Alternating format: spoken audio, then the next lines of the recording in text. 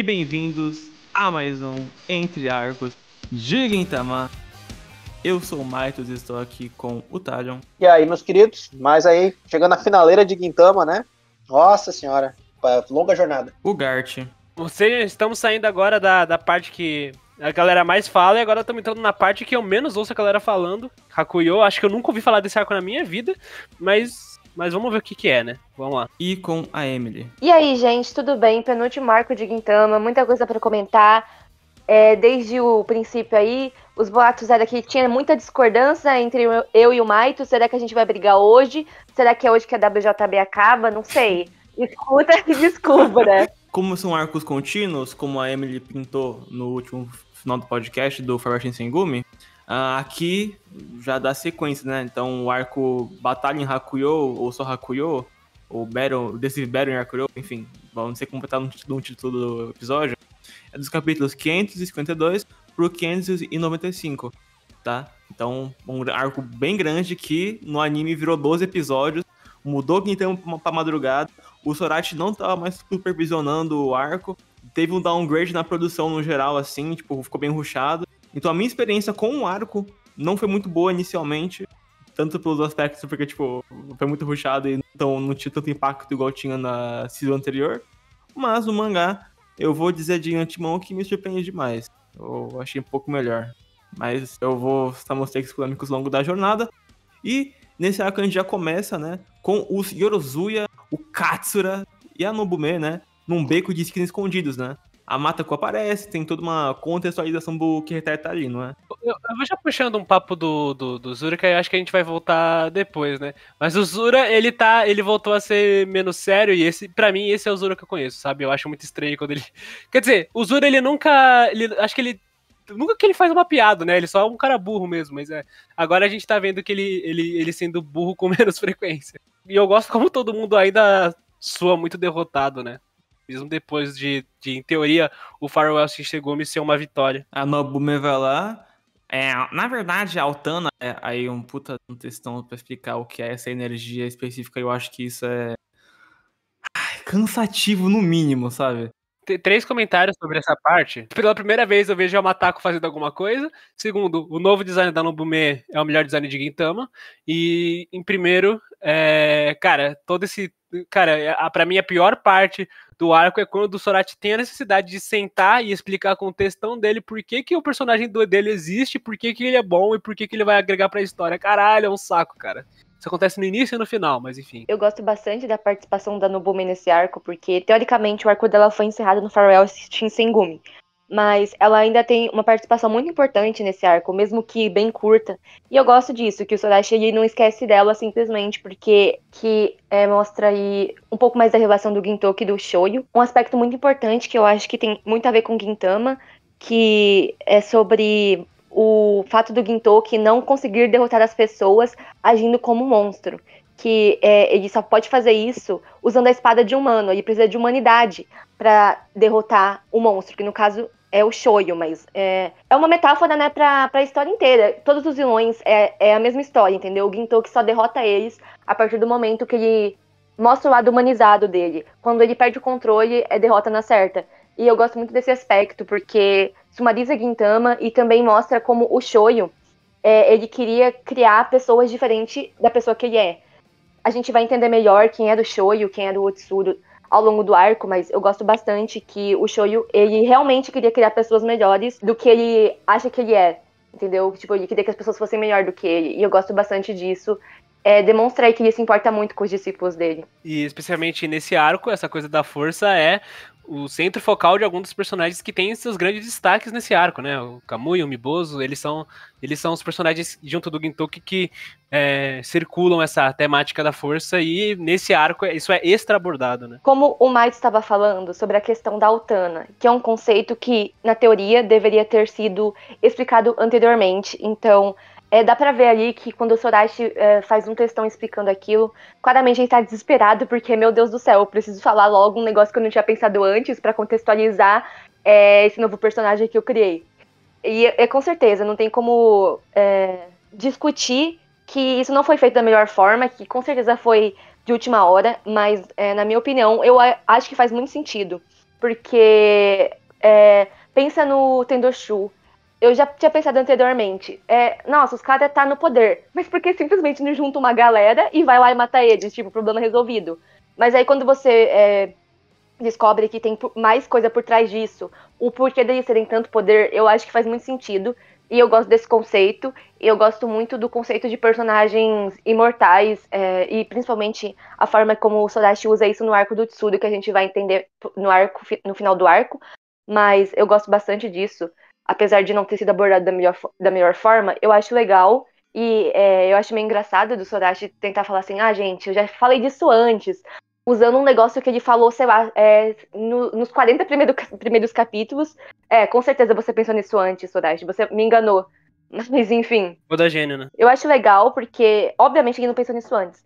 Mas também, pra quem não se atenta muito aos detalhes, você não vai achar que surgiu do nada, né? Quem não fica analisando, que é chato igual a gente, você vai falar assim, beleza, já falaram disso antes. Mas de qualquer forma, apesar de ter sido mal introduzido, eu gosto do conceito, eu acho que faz sentido. E eu gosto do personagem, o Tsuru, e eu gosto dessa questão da Utana, apesar de ela causar uns problemas depois, pro próximo arco, aliás, né? Porque só tem mais um.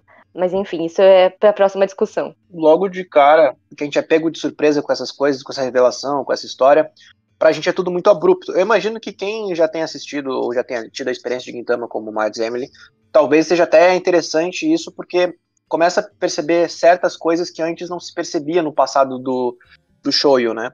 Porque ele era visto pra mim como uma figura que formou a personalidade do Gintoki. Então, de certa forma, até brincava, né? Que o Shoyo também era o meu mestre, porque, tipo, tudo que o Shoyo falava, eu dizia amém, porque, cara, o Shoyo falava coisas muito sábias, era um cara muito... Era muito bom de ver o Shoyo em tela. Quando a gente via o Shoyo, a gente sentia a mesma coisa que o Gintoki sentia por ele, sabe? Respeito, admiração e tal. E ter esse personagem sendo tirado da gente logo de cara, assim, é muito impactante, porque a gente pensa se tudo que foi construído até agora foi uma mentira. Só que ao longo do arco eles discorrem sobre isso, né? O Gintoki e o Takasugi, especialmente, discorrem sobre essa situação do Shoyo, que a gente vai falar mais pra frente. Mas, no geral, é um sentimento muito esquisito, é um sentimento de traição que a gente tem, né? Essa é a verdade, que é o mesmo sentimento que os personagens estão tendo. Só que, como é abrupto, a gente não aceita muito bem essa história. De cara, a primeira impressão que eu fiquei foi justamente essa, de que talvez isso estrague a história, e o medo que a gente fica disso estragar a história perdura durante todo o arco. Só que isso não chegou isso não me tirou, tanto que eu gostei muito desse arco, né? Isso não me tirou da série em nenhum momento, isso não me fez, agora eu vou odiar e tal. Mas é uma coisa que andou me preocupando e vendo pelo copo meio cheio, eu acho que isso até é um ponto positivo, porque se eu me preocupo com isso, significa que eu me importo o suficiente com esses personagens ao ponto de me preocupar que ele se torne uma outra coisa que ele não é. E ao longo da história a gente vai descobrindo que não é bem assim, não é que ele se tornou uma outra pessoa, mas enfim, né, isso a gente vai discorrer ao longo do podcast. Essa coisa de do nada ter chegado o Tsuru, pra mim não seria problema se o Sorachi estabelecesse mais aliens no universo de Gintama. Se aparecesse aliens de várias vezes diferentes, conforme esses 500 capítulos que ele tem, ele vai apresentando coisa maluca e vários conceitos diferentes, eu não teria ficado surpreso agora ele reintroduzindo esse conceito, né? A gente sabia que isso existia, só que com essa nova abordagem. Eu já não acharia legal se ele fizesse isso com frequência e mesmo assim ele tacasse isso do Tsuru agora. Mas o problema intensifica quando ele já não faz isso em primeiro momento, né? Ele tem esse recurso muito fácil de trazer loucura pra dentro de Gintama, ele não usa, e quando ele usa como uma facilitação, né? Uma conveniência para ele trazer esse conceito de novo e essa reintrodução dos conceitos de Gintama serem melhores explicadas para fazer sentido o antagonista que ele quer colocar. Depois dessa introdução doida ao Utana, que é polêmica, a gente tem novamente na cena, em Gintama no geral, depois de muito tempo, o Miboso, né?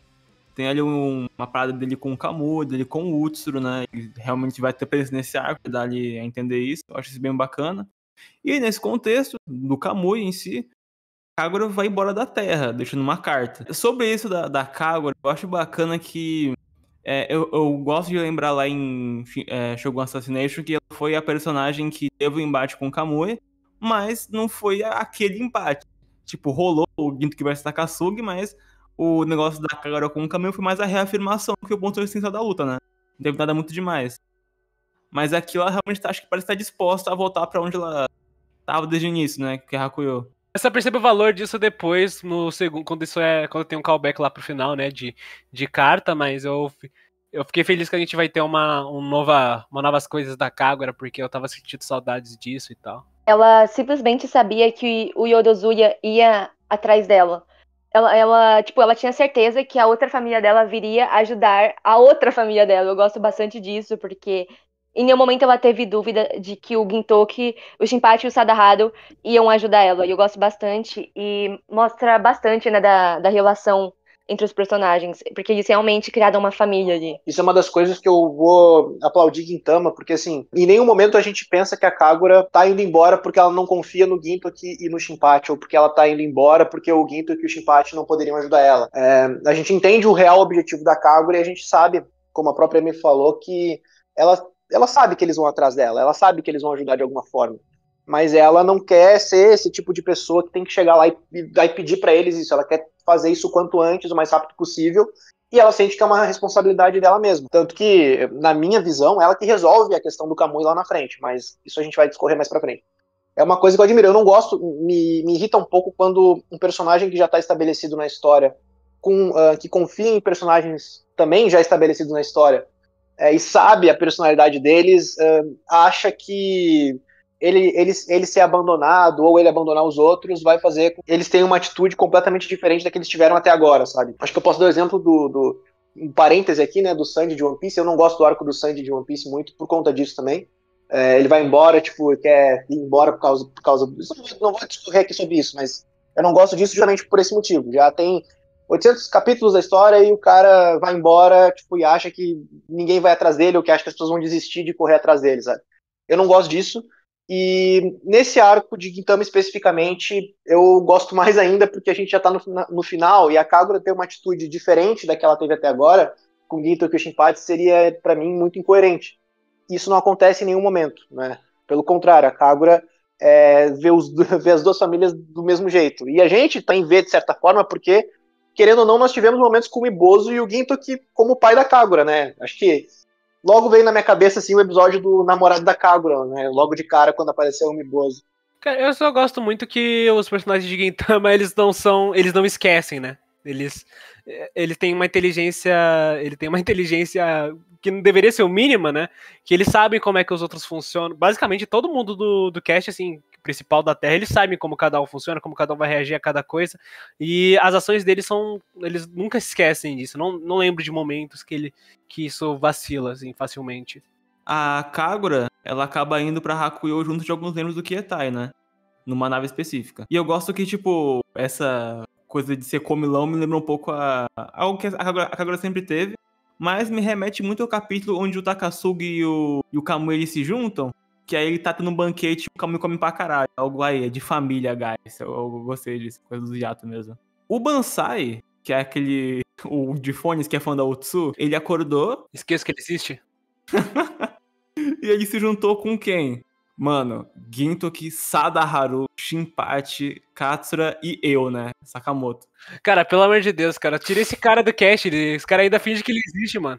Mano, vocês não bateu uma sensação, não, de Vingadores Guerra Infinita, quando o Homem de Ferro é salvo pelos Guardiões da Galáxia, assim, eles começam a se reunir?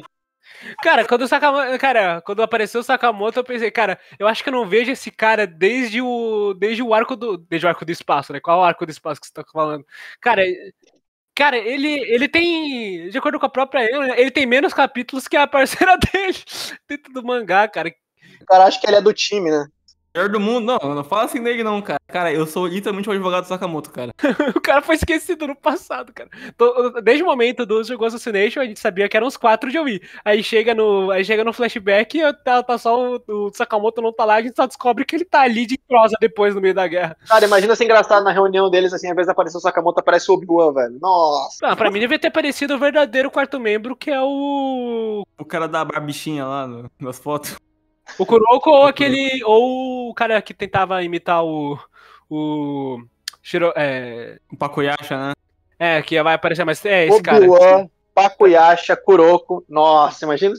O verdadeiro Joey For, né, mano? E o antigo Yorozuya, cara. Nossa. Os verdadeiros heróis de Gintama, né? Eles que fizeram quem o Gintoki quem é. Tem uma cena muito engraçada que todo mundo se reúne na nave. E aí o Sakamoto fala, não, porque a gente tem que salvar o Takasugi. E o Katsura e o Gintoki, não, o Takasugi é um merda, não sei o quê. Aí o Sakamoto fala, então fala aí quantas coisas ruins o Takasugi fez. Aí o Katsura começa a contar e dorme. Tipo, de tanta coisa. Aí depois, fala as coisas boas que o Takasugi fez. Aí o Gintoki vai contar e ele dorme também. Achei isso muito engraçado, porque apesar de ser um momento de comédia, fala muito sobre os personagens, porque mostra que o Takasugi, apesar dele ter sido o vilão durante todo esse tempo, ainda tem muitas coisas que o Katsura, o Gintoki e principalmente o Sakamoto, nesse caso, admiram sobre o Takasugi. Então eu acho bem legal. E fala muito também sobre o Sakamoto, porque a gente tem um foco bem maior nele do que o usual nesse arco. Eu gosto bastante, porque eu acho que ele é a pessoa com um coração mais grande ali entre o Joe e For. Ele é uma pessoa muito, muito gente boa, eu gosto bastante disso. E eu acho muito legal que ele quer salvar o Takasugi, mesmo depois de todos os absurdos que ele fez, sabe? Ele só quer reunir o quarteto de novo. Eu acho bem, bem bonito. Igual eu, mano. Aí depois de um tempão, eles acabam esbarrando com a nave de quem? Do Nobu Nobu. E aí eles chegam por trás e levam ele forçadamente. O Bansai dá um socão na cara dele, né? Não pode faltar o socão na cara do Nobu Nobu. E eu adoro como ele agora é tipo o refém, entre aspas, agora dos três. Tipo, ele é tão patético que tipo, na primeira investida eles já emboscaram ele, sabe? Ainda mostraram que, tipo, a gente que manda aqui nessa porra, tá? Você tem que comparar com a gente. Eu não sei muito o que pensar sobre isso, achei meio estranho, mas comprei a ideia por enquanto, vamos ver no que isso vai dar. Eu tenho pra mim que, tipo assim, se fosse o Shogun antigo, isso não teria rolado, porque eles são mais competentes, sabe? E como tudo que envolve Nobu envolve esse tipo de coisa, acho que faz sentido. Eu acho que desde o início o Nobu Nobu foi colocado como esse personagem patético, marionete, que não liga pra nada além dele mesmo, que é arrogante. Então eles manteram a consistência, né? Tanto que tem meio que vira uma gag constante aí dele levar um socão na cara. Tipo, o Kamui dá um soco nele no Shogun Assassination, aí no Farewell, Shinsengumi é o Gintoki, e agora é o Bansai, que é um personagem que nem lembrava que existia, vai lá e soca o Nobu Nobu. E a gente fica feliz, né? Porque ninguém gosta do Nobu Nobu até esse ponto, pelo menos. Mas eu acho que é uma constante aí, que o personagem é colocado pra ser patético mesmo.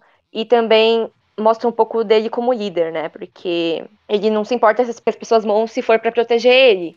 E é uma coisa que a gente sabe que o Shogun antigo nunca faria, que o líder de verdade não deveria fazer. E é até o Sakamoto, se não me engano, que fala que os homens deveriam fugir porque não tinha mais esperança ali. Então é muito bom ver isso. Eu gosto muito do Sakamoto nesse arco, porque mostra como ele é digno de um líder. Mostra aí uma diferença dos dois personagens. Uma coisa também que eu acho bem legal nesse sentido... Eu gosto de lembrar do arco do Benizakuro, né? Que foi que o Bansai chega mais no final do arco e ele observa o Katsura e o Ginto que fala, esses caras são interessantes. Um dia eu quero lutar contra eles, um dia eu quero conhecer eles. E, tipo, ele nunca é colocado num contexto onde ele tá antagônico com eles, porque ou ele chega atrasado, ou ele, tipo... ele sempre chega depois, né? E aqui a gente fez isso novamente, porque o Bansai é o último do que tá aí acordar e deita a nave com os caras, com um monte de aleatório. O maior prêmio do Bansai foi lutar contra o Yamazaki, né? Isso foi foda. Matar o Yamazaki, né? Mas... Eu lembro que a primeira vez que o Bansai apareceu, eu acho que foi no podcast até, que eu gostava do Bansai porque ele parecia ser um cara legal, assim, ele não parecia ter cara de vilão, né? O Takasugi a gente tinha muito pouco dele, não tinha muito como dizer, mas assim, o Bansai não tinha cara de vilão, então... Desde a primeira vez que o Bansai apareceu, eu gostei dele, cara. Eu acho muito engraçado que o Takasugi, ele tá, tipo, desmaiado e sendo levado de um lado pro outro. Tipo assim, os caras andando e o Takasugi andando junto, desmaiado, sabe? Eu acho isso muito engraçado. Imagina o Takasugi, você tá lutando com o teu parceiro de guerra, fica internado na Terra, acorda, tá em um planeta totalmente diferente, tá ligado? Tipo, que porra é essa?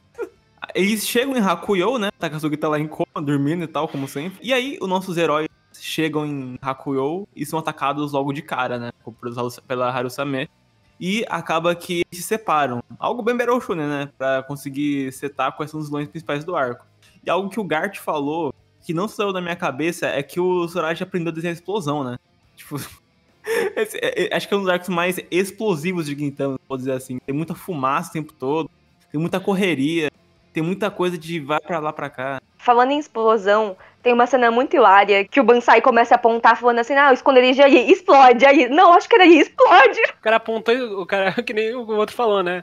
O dedo dele causa explosão, né? Não é possível. Como o Mites falou, é uma estrutura bem Battle Shonen, e eu acho que isso se alonga pro arco inteiro. É uma estrutura bem diferente do que o Sorachi já tinha feito. Ele nunca foi assim de dividir os personagens e colocar eles pra lutar contra vilõezinhos e tal. Normalmente cada personagem tá fazendo uma coisa, mas em prol do mesmo objetivo. Ou o Sorachi só ignora que ele tá ali e o personagem fica esperando a hora dele de agir, basicamente. Então ele fez uma coisa diferente aí. Eu achei interessante. Mas os vilões aí que ele colocou, nem tanto. Mas a estrutura é até que legal, porque deu pra explorar personagens que, assim, a única forma dele explorar seria dividir os personagens em colocar um vilão específico pra eles. Então, eu até entendo, né, nesse ponto da história era a melhor opção. Mas não só nesse quesito de dividir os personagens, mas esse arco também tem muito flashback e uma luta muito longa, que é, tipo, parada por flashbacks. Isso é uma característica bem shonen também. Tudo bem que ele fez isso no Shogun Assassination, mas a forma que ele usou eu acho bem diferente. Não sei explicar como, mas é bem diferente. Sim. E aí você sente isso enquanto lê. Então eu acho que esse é o arco mais shonen de Gintama. Eu acho que antes disso tinha Yoshiwara in Flames, que também me lembrava bastante uma estrutura shonen, mas eu acho que ainda é diferente desse. O que o Sorachi faz normalmente no arco de Gintama, ele atribui um pequeno pedaço do flashback que se conecta com o contexto de agora, e depois ele vai completando esse flashback conforme vai avançando na história, e o momento vai sendo conveniente pro personagem. De uma forma muito interessante. Isso rola com o Isaburo, isso rola ali no arco do Baragaki também, rola com... Enfim, rola com todos os arcos de Gintama, é isso. Só que aqui, me deixa meio puto, porque é aquilo, o negócio de rola a situação, passado, próximo. Rola a situação, passado, próximo. É um negócio que me irrita. E aí, tanto que rola agora a separação das lutas, né? A primeira que rola é justamente uma luta que se sustenta nisso, né? Que é o Katsuo contra o Shoukaku, o macacão lá. Então, me lembrou bastante Naruto nesse sentido. Não querendo falar mal de Naruto. Eu ia falar isso agora. Eu acho que cada anime tem sua estrutura. E pra Naruto funciona porque sempre foi assim. Mas em Gintama é estranho porque nunca foi desse jeito. Normalmente, o arco ele tem um ponto muito específico. Por exemplo, Shogun Assassination, com o objetivo salvar o Shogun. Farewell Shinsengumi, salvar o Kondo.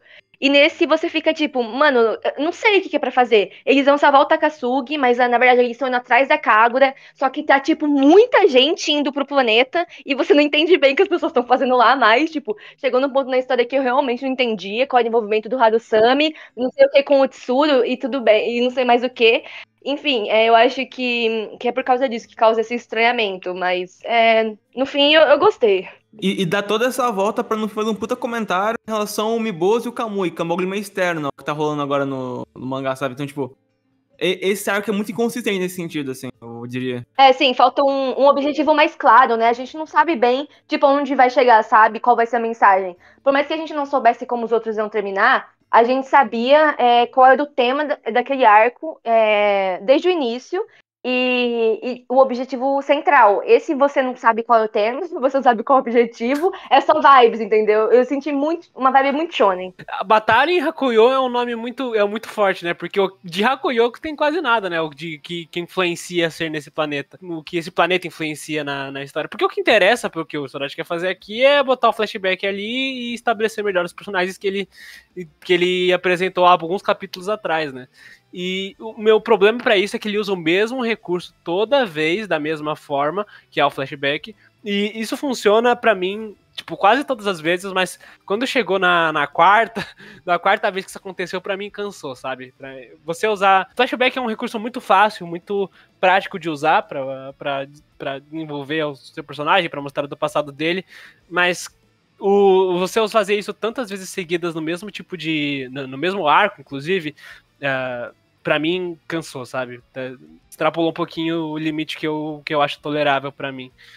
Mas, e pra mim isso não é um defeito tão grande, não. Eu ainda acho que o que saiu dessa exploração é maior do que o defeito de ter usado elas tantas vezes. Eu acho que a gente também aprende, acho que esse negócio da estrutura é muito importante, né? Que, como a Emily falou, lembra Naruto sempre teve isso.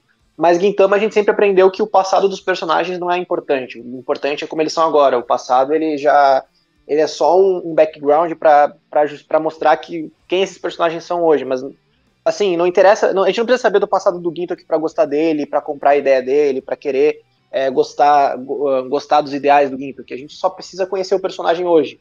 Isso vale pro Shinsegumi, isso vale pro Joey, isso vale pro Katsura, vale pra todo mundo. E como a gente não teve até agora isso, o passado de ninguém praticamente, coisas, apenas flashes pequenos, a gente acaba não precisando mais nesse ponto dos flashbacks para gostar dos personagens, mas ainda assim eles existem, porque como não foi mostrado até agora, esse é o momento para mostrar de todo mundo que não foi mostrado, porque eu não acredito que depois não vai ter tanto tempo para isso. Então eles aproveitam esse arco que nem é sobre eles para mostrar os passados das pessoas que ali estão. Daí, por eles não serem o foco principal do arco, acaba destoando um pouco do objetivo, que é justamente salvar o Takasugi, mas na verdade o objetivo é só mostrar o conflito da Kagura com o Mibozu e o Kamui, e a gente fica um pouco perdido, mas assim, se os flashbacks tivessem sido ruins, eu acho que, ou tivessem sido normais, medianos, assim, eu acho que eu não teria gostado tanto, mas como são muito bons, assim, eu acho que não tem um flashback que eu não goste aí, que aconteceu, e por isso isso acabou fazendo eu gostar do que foi mostrado, sabe? Muitos personagens que, assim, eu gostava já, eu acabei gostando ainda mais, acabaram se tornando mais meus favoritos por conta do que aconteceu. O que me incomoda na luta do Katsura, do contra o Shokaku, é que ela se sustenta num ponto que, nossa, vamos mostrar o passado do Katsura, porque já mostrou do Ginto, do Takasugi, tá? Eles se conectam muito bem com o tema do arco, com o tema de Gintama. Então, ok, perfeito, a Luiz é perfeita nesse sentido. Só que a do Katsura, eu sinto muito que é tipo assim, bora mostrar, tá faltando, né? E bora fazer um fanservicezinho, botar, não é Katsura, é Zura. Tipo, isso pra mim deixa a luta muito, muito mais fraca, sabe? Pra mim tem uma boa movimentação, mas, cara, no geral, é fraquíssima, cara.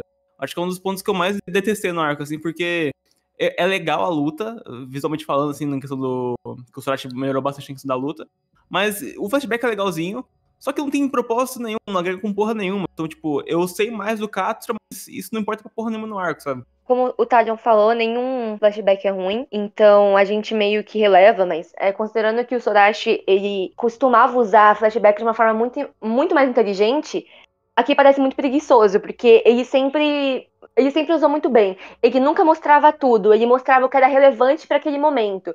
E aí, tipo, dava umas pistas ali, aí subvertia uma coisa que você achava que entendia tudo, mas na verdade era outra coisa, como no caso da Nobume, ou no Baragaki, que ele espera até o último minuto pra gente saber exatamente a história inteira do Hijikata, pra se conectar com o tema do arco e fazer paralelo com o personagem que foi apresentado ali. Então, assim, não que. Eu acho que Hakuyo, em outro mangá, eu acho que seria muito melhor. Mas como é Gintama, a gente esperava mais Sorachi nesse sentido. Mas ainda assim, eu acho que não diminui o arco pra mim. E eu gosto, diferente do Maitos, eu gosto muito desse flashback, muito mesmo, porque é um tema que se conecta muito comigo. Porque eu gosto muito dessa questão de você poder fugir das coisas quando você não tá se sentindo bem, sabe? Você não é obrigado a enfrentar aquilo se você não tá pronto pra isso. E eu gosto bastante, me lembrou bastante Mob Psycho e Evangelion. E eu gosto bastante disso. Eu gostei muito que é com Katsura, justamente, porque eu acho que faz muito sentido com o personagem dele, porque eles têm esse apelido, né? Kotaro Fugitivo. Inclusive, uma coisa que eu achei bem interessante, foram 3 episódios, 3 capítulos focados no Katsura, e cada um deles tinha os nomes que já foi usado ao longo da obra para se referir a ele, que é Jovem Nobre da Loucura, Kotaro Fugitivo e Zura. Eu achei isso muito legal. E eu sei que com certeza foi muito gratuito, porque em nada se conecta com o tema do arco, que a gente nem sabe qual é. Mas eu ainda fiquei muito feliz de ter visto. Eu gostei muito do passado dele, porque a gente viu um lado dele ali que a gente nunca tinha visto. E é bem legal ver a relação dele com o Gintoki, que, tipo, a gente sempre vê o Katsura sendo um imbecil, e a gente entende que é porque ele tá com o Gintoki ali do lado dele, sabe? Que ele não precisa ser o Katsura, ele pode ser só o Zura, porque o Gintoki, ele vai estar ali por ele. E eu sei, né, que isso claramente não foi pensado antes, mas quando você olha pra trás faz muito sentido. E eu gosto bastante disso. Eu gosto muito dessa temática, né? Principalmente quando se fala de crianças, de você poder fugir quando você não estiver bem, e que ele pode chorar e que tá tudo bem, sabe? Ser sentimental. E, enfim, eu gosto muito disso. Eu gosto muito da da subversão da gag, mesmo que seja muito fanservice, pra mim, sou fã e eu quero service, então tá tudo bem. Enfim, eu gosto muito desse flashback. A luta em si, do Katsura com o macaco, eu gostei muito do macaco, tá? Deixo claro, eu gostei muito do macaco, que pra mim é o personagem mais legal daqueles generais ali, é o macaco. É o único legal pra mim. Mas, assim, eu gostei do macaco, só que o flashback que eu mais gostei de todos, mais do que do Oboro, foi do Katsura, cara. Fez o Katsura, assim, subir de patamar pra mim de um jeito absurdo. O que eu já gostava do Katsura, eu comecei a gostar 10 vezes mais com esse passado dele, sabe?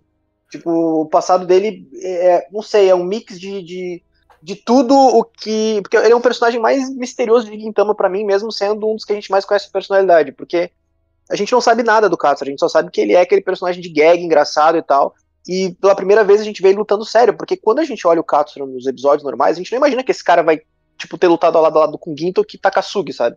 A gente pensa sempre que o Katsura, sei lá, não é tão forte quanto eles. E aí ele fala que o Katsura, na verdade, é o mais forte, só que o Katsura, ele não gosta de conflitos, né? E, cara, bizarro, assim, o Katsura se sentia sozinho mesmo que tivesse junto ao Gintoki e ao Takasugi. E por isso ele se sentia sempre muito responsável pelas coisas que aconteciam e pelos resultados das batalhas, sabe? E o Gintoki foi o cara que o Katsura decidiu se apoiar porque ninguém enxergava o Katsura. E o Gintoki começou a enxergar ele, sabe? E eu acho que até fazendo um overthink aqui, eu acho que talvez até o fato do Katsura enxergar a Elizabeth como uma figura única e fofa e bela seja um pouco do que aconteceu no passado dele, né? De que ninguém enxergava ele, mas teve uma pessoa que enxergou a beleza dentro do Katsura no começo, que foi o Gintoki. E isso fez ele se sentir especial. E acho que a Elizabeth é a mesma coisa. Ninguém enxerga. Com a Elizabeth é incrível, tá? Porque eu acho ela incrível. Mas só o Katsura vê que a Elizabeth é uma boa pessoa, que sente carinho pela Elizabeth, que acha ela fofa e tal. E eu acho isso muito legal, porque dá pra fazer esse paralelo, mesmo que talvez não tenha absolutamente nada a ver, nem tenha sido a intenção do Sorati, dá pra inventar esse paralelo aí. Então, cara, o flashback que eu mais gostei foi do Katsura, fez ele se tornar, acho que talvez, meu personagem favorito. E, não sei, eu me identifiquei muito com o passado dele e achei mais interessante ainda essa ideia de não parecer que ele é tão incrível quanto ele realmente é, sabe? Eu não tinha notado o quão o Katsura era um personagem incrível nas batalhas que aconteceram no passado até esse arco. Então, pra mim, ele era só um personagem gag que lutou junto ao Gintoki e ao Takasugi porque ele era um samurai, ponto, sabe? Nada mais, nada menos. Eu sempre achei ele deslocado. Dando meus 2 centavos aqui, né? Pra mim, essa parte que eu gosto desse flashback, ele deu mais pro Zura, que ele claramente era um personagem que ele tava muito longe do Takasugi e do Gintoki, assim, de aprofundamento do passado. Eu gosto do que eles fizeram, que eles tentaram fazer. E realmente esse arco, ele é flashback o arco, porque a gente tem que agilizar as coisas, ou a gente tem que finalizar o Gintama, e aí a gente não desenvolveu o Kamui, a gente não desenvolveu o Zura, a gente não desenvolveu o Sakamoto. O Sakamoto, cadê? Porque ele não aparece 400 capítulos, o que a gente vai fazer? Aí tacaram tudo aqui, né? Mas, sobre o Katsura, o meu problema com essa... Não é problema com essa luta, na verdade, com o personagem dele no geral, é que a gente nunca via essa faceta dele, né? Ele é um personagem que ele era feito quase até só pra comédia, até nos capítulos mais recentes. Eu acho que o mais perto disso foi quando ele virou amigo do Shogun ali, mas isso já era perto demais do Shogun Assassination. E eu não vejo essa personalidade do Katsura se remeter tanto ao que ele foi durante todos esses 500 capítulos de Gintama, como foi com o Gintoki. Takasuki não, porque a gente só via ele fazendo algum poema de borboleta a cada 100 capítulos. Mas como a Kagura, como tantos outros personagens que tem o seu flashback, como o Zenzo, como... Enfim, todos eles têm um flashback que explica o que eles se tornaram, né? Porque eles se tornaram o personagem que eles são hoje em dia, como essa personalidade que eles estão agora é uma consequência, um desenvolvimento de que eles eram antes, e eu não consigo ver como é que esse Zura se transformou nesse cara doido, pirado da cabeça que ele é hoje em dia. E eu queria que a gente visse mais vezes esse Zura. Esse Zura, ele ser conhecido como um covarde já é algo que existia há muito tempo e tal. Mas eu queria ver mais desse Zura que faz mais do que fazer uma piada porque ele é maluco, sabe? Tanto que toda vez que acontece essa transição de pra esse segmento de arcos sérios, pra mim o Zura virou outro personagem, sabe? Ele ativou o modo sério ali, ele tá falando coisas que fazem sentido, caraca. E pra mim isso é um problema com o personagem, mas o Zura desse flashback eu gosto bastante, sabe? Ele, inclusive, eu vou dizer algo que eu discordo de vocês. Pra mim, esse arco ele tem uma temática que envolve todas as lutas. Que todas as lutas, elas são sobre, obviamente, o personagem demonstrar a força dele, e a conclusão disso acontece no Kamui, que o Kamui entende qual é a força que ele tem que demonstrar. É claro que isso não é muito explícito, né? Eu não sei se o Sorachi pensou nisso, mas todo personagem aqui, ele demonstra sua força de alguma forma. O Sakamoto, ele demonstra do que ele é bom, o Zoro, ele mostra no que ele é bom. E quando o Gintoki, ele mostra por que ele tá vivo, por que ele é bom do jeito que ele é, aí sim que o personagem, que pra mim é o personagem do arco, o Kamui, ele tem a conclusão do que é a força pra ele, né? Porque pra mim talvez seja porque eu sou fanboy do Kamui, mas pra mim todo esse arco, ele se envolve pra essa temática, se envolve pra o Kamui ter a realização dele no meio desse arco. Beleza que tem um prefácio ali com uma outra luta do Takazuki, mas sinceramente eu não ligo. Bom, o Katsura vence o macaco. Aí temos aí a luta seguinte, que é a do Sakamoto contra o Hankai, né? O RX-79, né? Vulgo Mobile Suit Gundam. Pior que é, né? Cara, essa luta, ela é, na verdade, um pouquinho interessante, não por causa do oponente, que ele é, tipo, o cara mais foda-se que existe, e o conflito que ele tem com o Sakamoto, que também tanto faz, mas porque ele faz algo inesperado, que ele faz alguma coisa no Nobunobu que não que é desenvolver a personalidade patética que ele é, cara. Algo que eu não esperava no Nobunobu é ele ter qualquer tipo de desenvolvimento. Eu achava que ele ia ser um personagem estático, que ia ser patético do início ao fim, e que por causa disso que ele é o vilão, porque ele não consegue perceber os erros dele. E não, Nobunobu, ele é um personagem que é inteligente, ele consegue pensar. E isso me surpreendeu em Gintama, porque é difícil ver isso nos vilões de Gintama, né? E eu não sei como é que eles vão desenvolver isso pra frente, inclusive o Nobunobu desaparece depois disso, né? Eu acho que ele não aparece em momento algum depois, mas vamos ver, eu gostei do que aconteceu ali. Me lembrou até um pouco de Naruto, né? Que daí a gente vê um vilão assim, a gente acha que o vilão é qualquer coisa, ou que ele vai só ficar ali, mas aí todo vilão tem uma justificativa em um passado. No caso, eu senti um pouco disso também. Qualquer personagem que aparecia na tela, apareceu o Miboso, dava flashback do Miboso, aparecia Kamui, flashback do Kamui, Katsura, flashback do Katsura, apareceu flashback até do Nobunobu.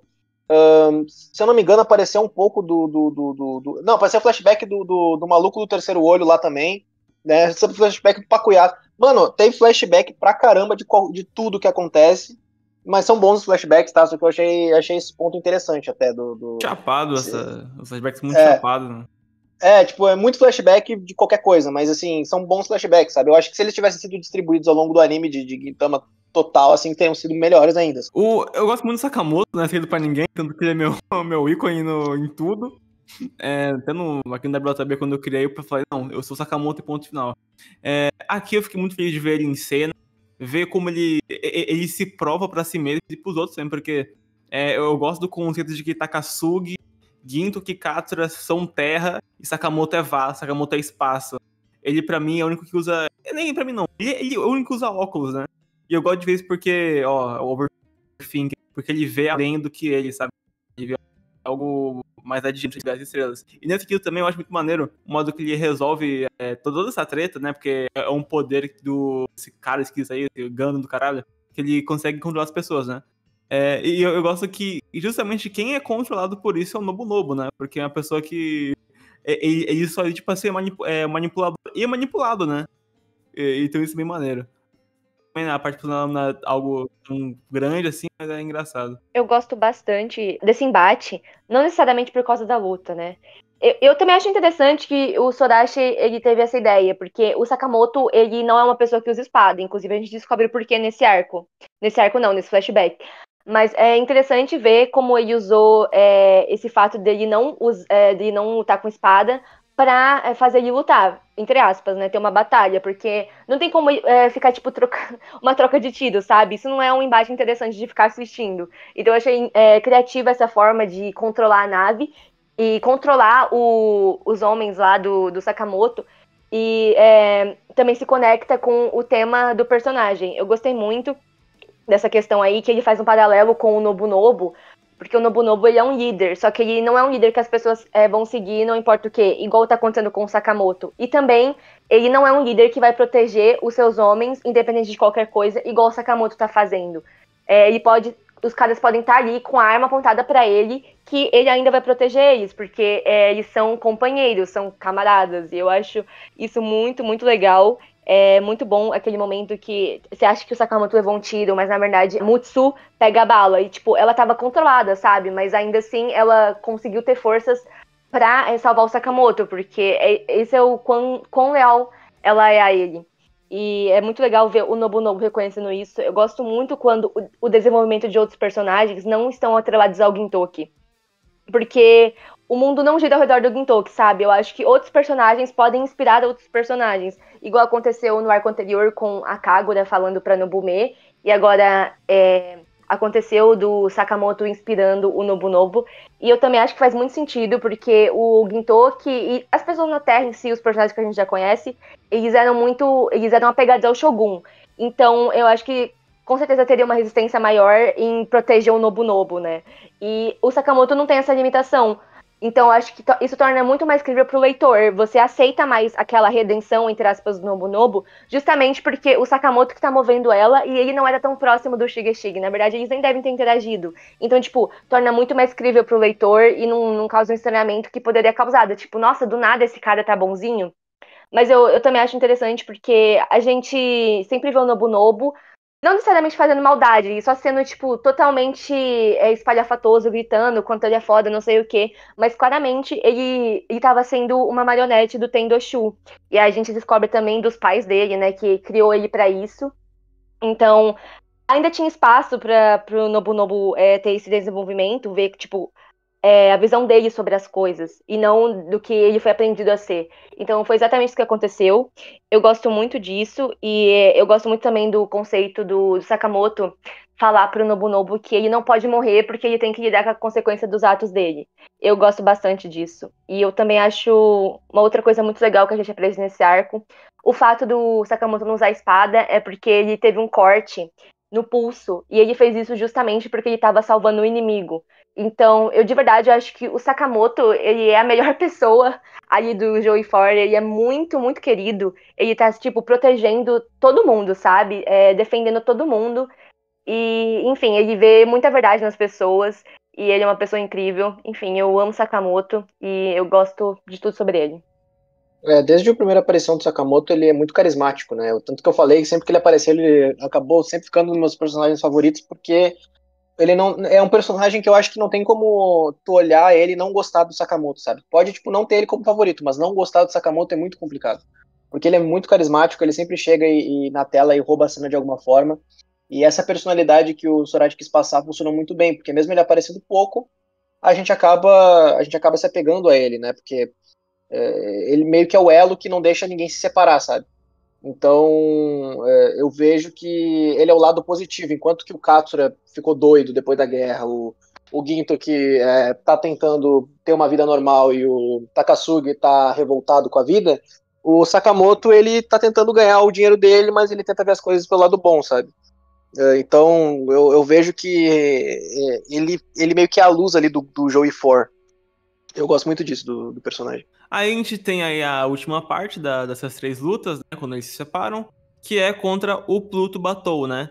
Que aí, na verdade, ele fala que já conheceu ele no campo de batalha, já dali, nossa, então ele é como o Oboro, né? Uma pessoa que lutou contra o Ginto diretamente e tal. Mas não foi contra o Shiroyashi, foi contra o Pakuyashi, o Gintoki gordo. E todo mundo aplaudiu. Essa é uma putaria, cara. É uma zona, cara. Porque daí o Guindo que multiplica, aí a porra do Dogo dele é acertado. Aí, na verdade, que era o bagulho do Pacuyashi, cara. Eu não sei o que pensar disso, cara. Sei lá, velho. Não era pra ser uma luta séria, eu acho, mas serviu ali pra trazer um contraste entre o Tsuru e o Gintoki. Que o Pato lá fala que as únicas pessoas que ele não conseguia prever os movimentos eram o Tsuru e o Gintoki, mas por motivos totalmente diferentes. O Tsuru é porque ele é vazio, então você não consegue, prever o que uma pessoa sem nenhum sentimento, sem nenhuma emoção, sem nenhuma intenção vai fazer. E o Gintoki é por um motivo totalmente diferente. É porque ele não luta pensando na morte. Ele não ataca pensando na morte. O que ele faz é tá pensando no café da manhã que ele vai tomar no dia seguinte. E eu acho que esse é um dos meus momentos favoritos do Gintoki. Eu acho muito subestimado, porque é basicamente o personagem, sabe? Ele não vai ficar lutando, pensando em se defender porque ele não quer morrer. Ele vai lutar porque ele quer viver por mais um dia e estar lá com a família dele e vivendo a vida dele normal. Eu gosto muito disso. E eu, apesar de eu odiar esse vilão aí, do terceiro olho, aí achei patético, eu gosto que traz essa discussão aí, que faz um paralelo do Tsudo com o Gintoki e mostra aí mais uma vez que tipo de pessoa que o Gintoki é. Eu gosto bastante.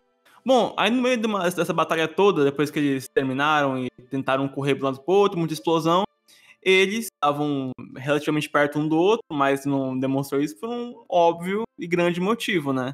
Porque, na verdade, o gigante acordou, né, Emily?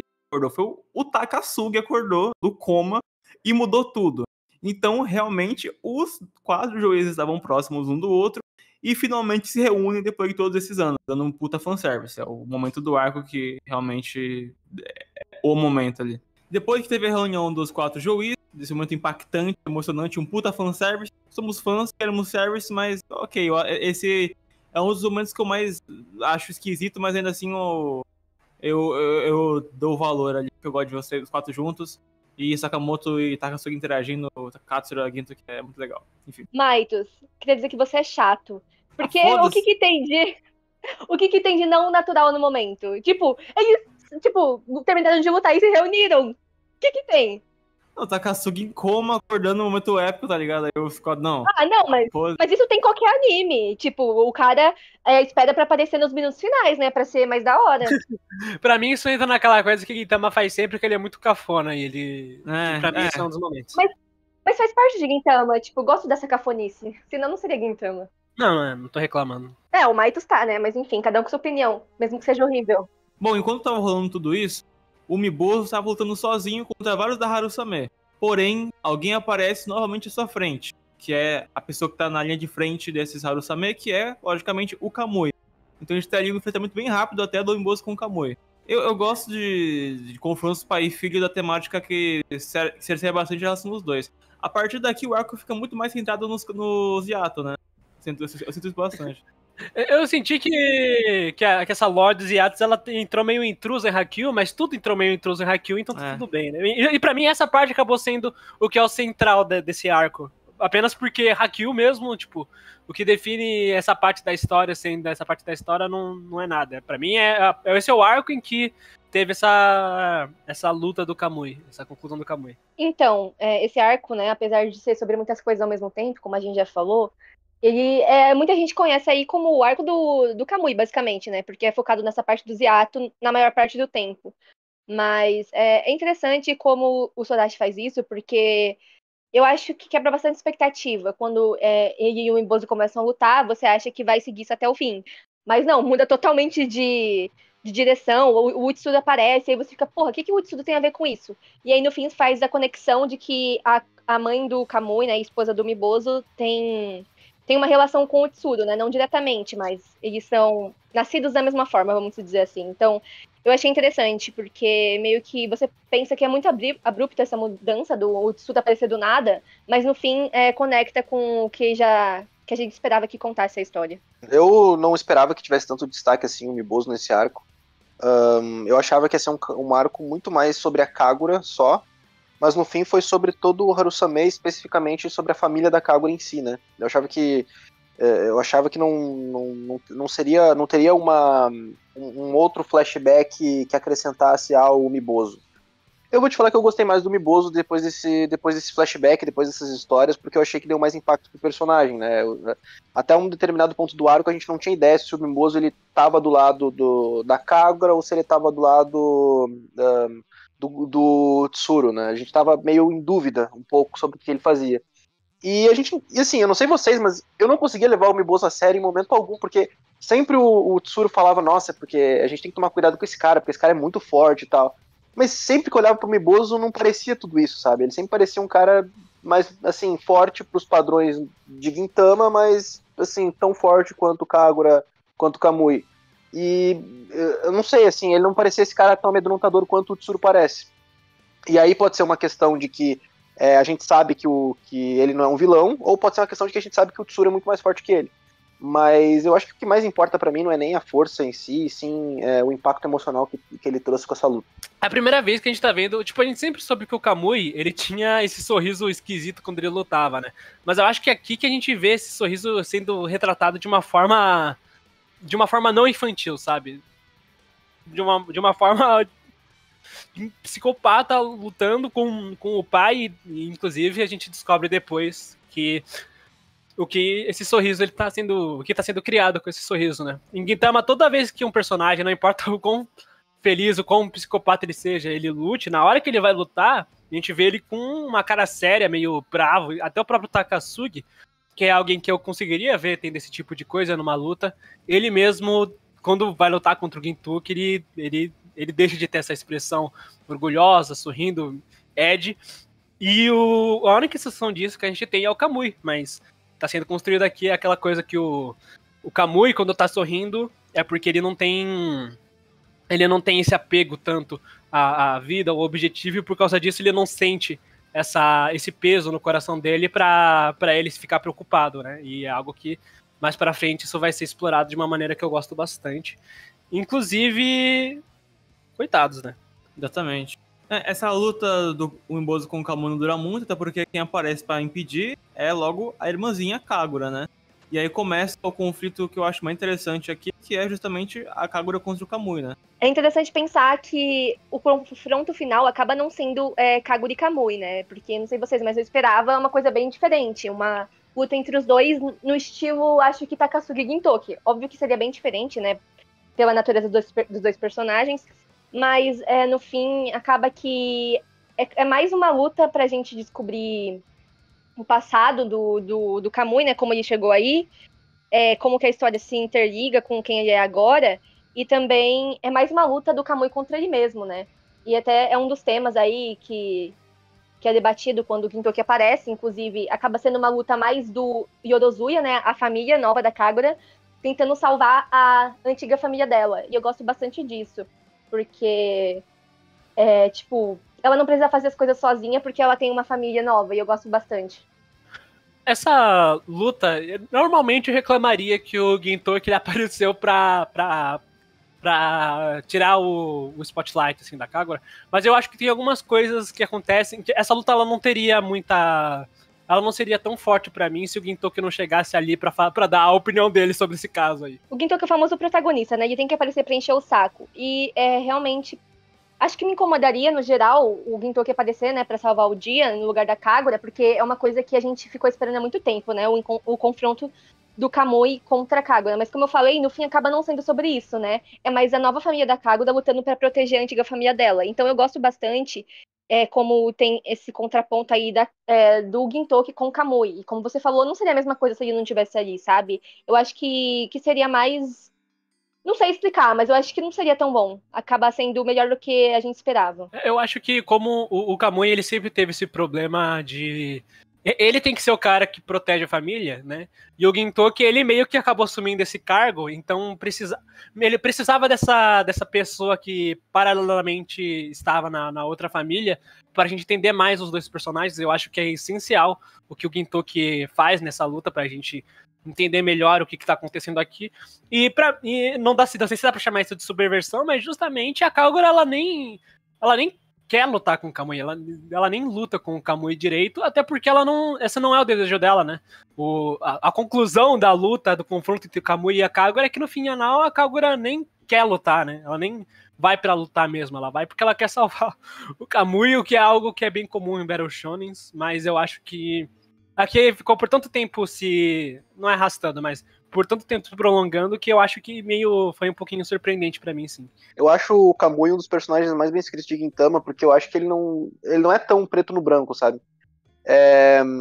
assim, eu percebo que dá pra gente entender o personagem enquanto ele luta com o Umibozu e enquanto ele luta com a Kagura, porque a Kagura não parece que em nenhum momento ele tem um desejo de realmente matar a Kagura, sabe? O Umibozu já ao contrário, sim. Ele vê no Umibozu o motivo de tudo que aconteceu, né? A desgraça de tudo que aconteceu por conta da mãe dele. E ali a gente começa a conhecer mais a mãe da Kagura, mais a Kagura. A gente começa a conhecer mais o Kamui, entender que o Kamui, na verdade, não é um cara totalmente frio, sem sentimentos, que a gente pensava, que por trás daquele sorriso dele, o tempo inteiro, que parecia um sorriso falso, de fato era um sorriso falso. Ele, na verdade, estava triste pelo que aconteceu com a mãe dele, queria buscar vingança, mas ele não parece ter sido uma pessoa que, tipo, desejava o mal da Kagura, por exemplo. Ele parecia que ele seguiu o desejo da mãe dele de proteger ela, mas se a Kagura ficasse no caminho dele, ele machucaria ela pra cumprir o objetivo, sabe? Porque pra ele era mais importante vingar a mãe, que era a coisa mais especial que ele tinha. E ali a gente começa a entender um pouco mais o porquê que ele foi se tornar o personagem que se tornou. Voltou a aparecer aquele arrombado daquele arco lá, né? Que eu até me esqueci o nome dele agora. Como é que é o nome dele mesmo? Hossein. O Hossein, né? Pô, só de lembrar meu sangue ferve.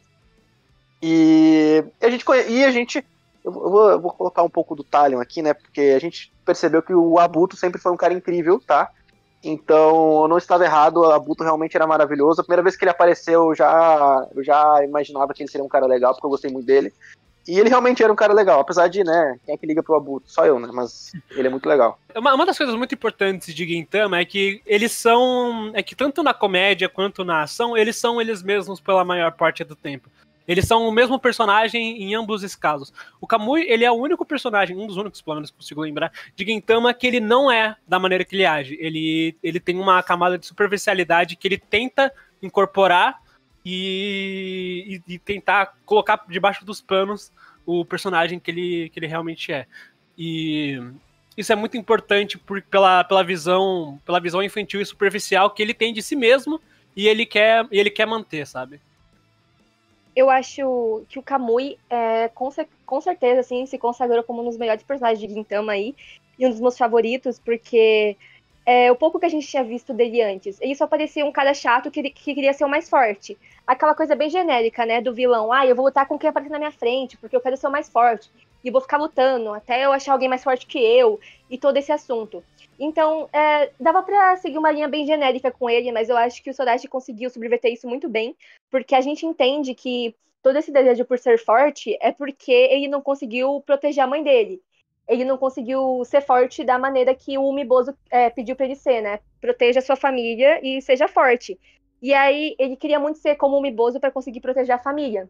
Só que aí, quando ele percebeu que nem o Umibozu conseguiu proteger, então ele ficou obcecado em se tornar mais forte do que ele, porque ele achou que era isso que ele precisava. E é muito bom, eu gosto muito do arco do Kamui, e como ele não deixa de ser ele mesmo depois dessa conclusão aí, que a gente vai falar mais pra frente, mas eu gosto bastante do Kamui, acho ele um personagem muito interessante, e faz muito sentido com tudo que foi construído, porque mostra essa parte mais infantil dele, né, porque é meio que uma mistura das duas coisas, né, e é muito infantil e ao mesmo tempo muito violento, então é uma coisa legal, mas que também faz muito sentido com o personagem, porque ele não teve uma infância normal, ele teve que amadurecer muito cedo. Então, quando ele meio que se desprendeu dessas amarras, parte da infância que ele não teve veio para essa vida adulta e adolescente dele, entre aspas. Então ele age como uma criança mesmo que não conseguiu amadurecer por não superar o passado. Eu acho tudo isso muito interessante. O Kamui é muito bom. Eu acho que ele até despertou um pouco, o Kamui nesse arco despertou um pouco de raiva em mim, mas justamente por essa imaturidade dele, né? Porque se for para pensar na teoria, ele sempre teve, tipo, quem amava ele por perto, e ele escolheu um outro caminho mesmo tendo as pessoas ali que amavam ele naquele ponto. Ele tinha motivos para ficar, sabe?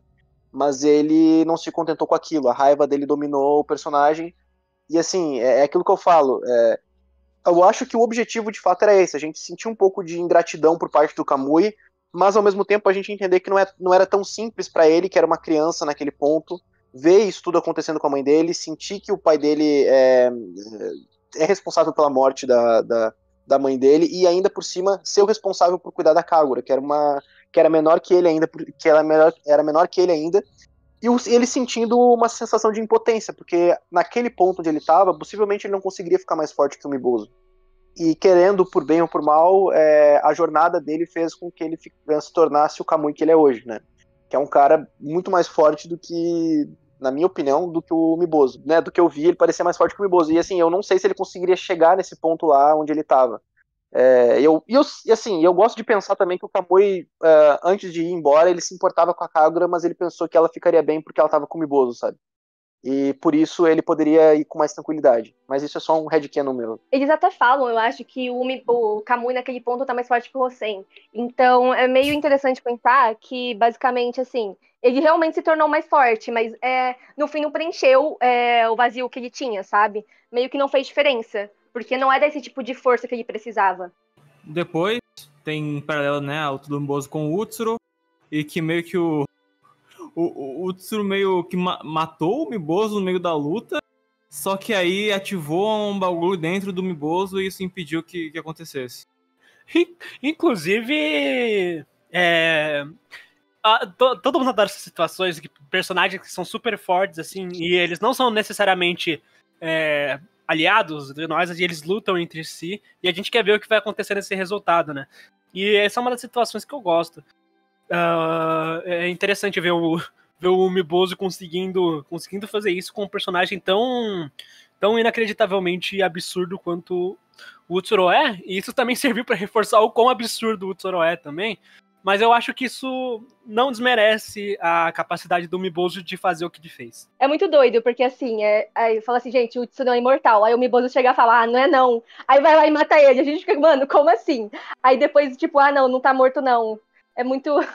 Eu achei bem legal isso. É bem... Sei lá, eu gostei dessa parte. Eu normalmente não ligo tanto pra lutinha, no geral, tipo, que não tem nenhuma carga emocional, mas eu gostei bastante disso. Eu achei divertido. O Sorachi, ele fez um bom trabalho em, tipo, matar vários personagens nos últimos arcos pra gente começar a temer por personagens que não são, tipo, o Gintoki e a Kagura. E isso e pra mim, isso era uma situação que eu nunca imaginaria acontecendo no capítulo 200, sabe? Um pouquinho antes disso, né, que eu quis adiantar a parte do Umibozu, né, mostrou o passado completo, né, mostrou a mãe da Kagura, efetivamente, né, a Kouka, mostrou toda a relação dos dois ali, que eu acho uma das melhores partes do arco, com certeza. Eu adoro a Kouka, adoro tudo que envolve o clã Yato no geral, assim. É interessante. A primeira vez que eu vi a Kouka, eu achava que ela era a Kagura crescida no arco lá, mas não, ela realmente era a mãe da Kagura. Eu achava que eu já tinha visto a Kouka, né, quando eu vi o filme do Gintama, mas não. Isso eu achei engraçado. Eu gostei bastante dessa parte, porque, assim, Umibozu e Kouka, com certeza, top casais de Gintama, principalmente porque Gintama não tem muito casal, né? Mas quando o Sodachi se empenha em construir relações românticas, eu acho que ele faz isso muito bem. E ele conseguiu fazer isso muito bem, mesmo em pouco tempo, né, com o Umibozu e a Kouka. E é interessante pensar que a gente consegue se importar muito com esse casal, sabendo que a Kouka não vai sobreviver. Então, é difícil fazer isso, sabe? Fazer a gente se importar com um personagem que a gente sabe que a gente não vai ver depois. Então, eu achei muito legal isso. E é muito interessante quando eles trabalham essa questão da solidão. Porque a Kouka vivia sozinha e o Umibozu, ele vivia viajando, né? Ele é um pirata não, um caçador. Então, ele estava sempre viajando entre planetas e contava essas histórias para ela. Mas não importava onde ele estivesse, ele ainda se sentia sozinho porque estava longe dela, sabe? E eu achei isso muito, muito bonito. E eu achei muito legal que, apesar de tudo, ela deixou. Sabia que ela ia morrer, né? Deixando o planeta, mas ela fez isso por amor e pela família. Eu acho isso muito, muito legal. Eu também gosto bastante que o Umibozu, ele é conhecido como mais forte, mas aí ele vai falar e fala assim, não, tinha outra pessoa mais forte que eu, que era a Kouka, e eu acho isso muito legal. E eu também gosto que ela tem essa relação com a Altana, porque, assim, a gente sabe que, como já foi falado antes, né, o Sodachi veio com essa ideia do nada, mas ele associando isso a um grupo de personagens que são próximos de pessoas que a gente já conhece, parece mais crível, sabe? Então, tipo, claro que é um evento muito raro, porque senão, né, pelo amor de Deus. Mas é interessante ver que o Tsuru não é único no mundo, que é diferente por causa da Altana. Então faz parecer a coisa mais crível. E eu gostei disso, porque também se associa com a forma que eles vão, sei lá, destruir ele no futuro, provavelmente. Então acho bem legal. Outra coisa, é bem legal que um dos aspectos também que faz o Kamui sentir essa raiva da Kagura e não conseguir se aproximar dela, é justamente o fato dela parecer tanto a mãe. E ele não aguenta isso, porque é a lembrança da pessoa que ele perdeu. E eu acho muito significativo, muito bonito e triste ao mesmo tempo. Esse romance do Miboso e da mãe da Kagura é um pouco Romeu e Julieta, né? Um romance meio que não pode acontecer, porque a mãe da Kagura não pode sair do planeta dela, mas o Miboso, ao mesmo tempo, quer ficar junto dela, e eles se amam, e isso vai acontecendo aos poucos. Não esperava isso vindo do Miboso, sabe? Eu esperava isso de qualquer personagem, até do Takasugi, mas do Miboso não. E eu fiquei muito positivamente surpreendido por ter me apegado a esses personagens que pra mim eram, novamente, a escrita do Sorachi é só alívio cômico, basicamente. Então eu fico feliz dele ter mudado a minha perspectiva novamente, como aconteceu com o Shogun e agora com o Miboso. Bom, o tempo presente, a parte do Utsuro que eu já adiantei, e os Hirozuki interferiram na luta do Kamui com a Kagura. E aí, então, o foco muda da luta, e agora é Gintoki versus Kamui. Cara, tem algo muito engraçado que eu acho nessa luta, que é tipo, igual a Emily adiantou. Não, porque agora o Kamui está mais forte que o Hosen, né? E aí tu lembra lá em Yoshiwara que o Gintoki tomou um pau do Hosen, só que aqui tá tipo pau a pau, né, com o Kamui, tá ligado? É foda, mano. Meio que esse absurdismo ele é reconhecido pelo mangá. Ele fala, cara, não era pra isso estar acontecendo. Não tem como, não era. Inclusive, o próprio Kamui, ele é todo um personagem que ele pega um monte de comentário de Battle Shonen, sabe? Ele é um personagem super que gosta de lutar, às vezes ele dá umas imitadas assim no Goku, mas ele é um personagem que, apesar dele querer trazer essa versão Battle Shonen pra Gintama, ele falta nele o que justamente faz as batalhas no Battle Shonen serem as batalhas, né? Enquanto normalmente no Battle Shonen os personagens batalham, eles começam essa batalha de ideologias, ela prossegue a luta, né? Assim que ela acontece, os personagens começam a entender melhor um ao outro. O Kamui, ele não deseja ser entendido, pelo menos superficialmente. Ele quer se consagrar como aquele cara forte, sorrindo, que luta, mas isso não é ele de verdade. Esse não é o Kamui, esse é o Kamui que tá lutando. O Kamui de verdade não é assim. E é justamente por causa disso que tem essa nuance no personagem dele, né? Ele luta de uma forma que não é realmente quem ele é, que faz o Gintoki tomar essa liderança sobre o Kamui, sabe? O Kamui, ele não entendeu como funciona o Battle Shonen e por causa disso ele começa a perder a luta. Tem uma coisa que eu gosto bastante antes disso, que é quando o Gintoki tá lá com o Joey For e tal, e eles terminam de lutar, aí o Shinpachi chega pra levar, o Shinpachi e o Sadahado chegam pra levar o Gintoki até a Kagura. E é nesse momento que o Joey For, eles meio que dão uma bênção e falam assim, não, vai lá pros seus novos amigos, que os seus velhos vão te esperar aqui. E é muito... Acho isso muito significativo, muito bonito, que é os antigos amigos dele dando a bênção pra ele seguir em frente com os novos amigos dele, a nova família pra proteger. E eu gosto bastante.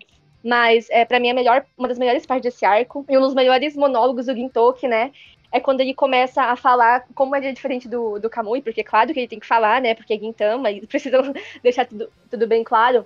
Mas é muito bom, porque as pessoas falavam que o Gintoki é o irmão mais velho da Kagura da Terra, né? E, ao mesmo tempo, nesse contexto, eles estão lutando pelo título de mais forte.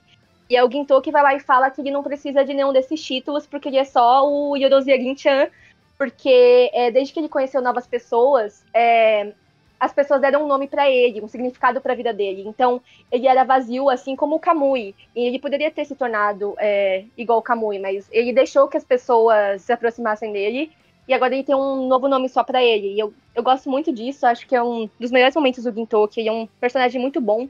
E aí, sempre que você pensa, não dá pra ficar melhor, ele já tá no seu auge. Aí o Sorachi vai lá e faz algo pra mostrar que ele pode melhorar muito ainda. Enfim, eu gosto muito do Gintoki, melhor personagem de todos.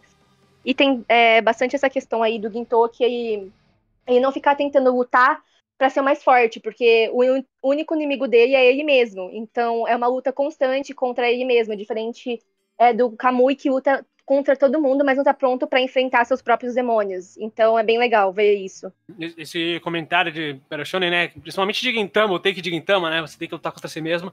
É justamente o inverso que o Kamui, ele, pelo anime inteiro quer, né? Ele quer matar o Umibozu ele quer vencer o Umibozu, não a si mesmo, no comentário de Gintama, porque ele acha que assim ele vai se tornar o mais forte. Só que esse objetivo dele já, como o próprio Gintoki falou, ele é preenchido por um vazio que não significa nada até pro próprio personagem.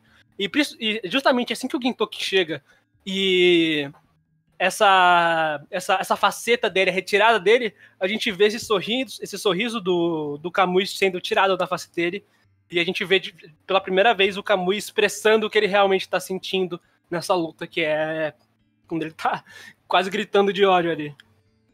Eu sei que vocês falaram aí, né, que, assim, na escala de poder, não faz sentido o Gintoki ter peitado o Kamui diretamente, né? E, assim, pra mim não é tão absurdo, porque o Kamui, ele já tava meio capenga, que a gente tinha lutado com o Mibozu, ele tava lutando com a Kagura, o Gintoki, o Shipachi, todo mundo ao mesmo tempo, e mesmo assim ele não perdeu a luta, né? No fim ele meio que desistiu de lutar. Mas, independente de fazer sentido ou não, eu acho que Gintama sempre toca no ponto de que se você luta pra proteger, é quando você se torna mais forte. E é claro que é tipo uma forma também do roteiro explicar quantos personagens se tornam fortes desse jeito, porque não tem arco de treinamento. Então, você pode até achar meio estranho. Nossa, eles evoluíram muito, não faz sentido, eles nunca treinaram. Só que na filosofia de Gintama, a partir do momento que você tá protegendo outras pessoas, você se torna mais forte.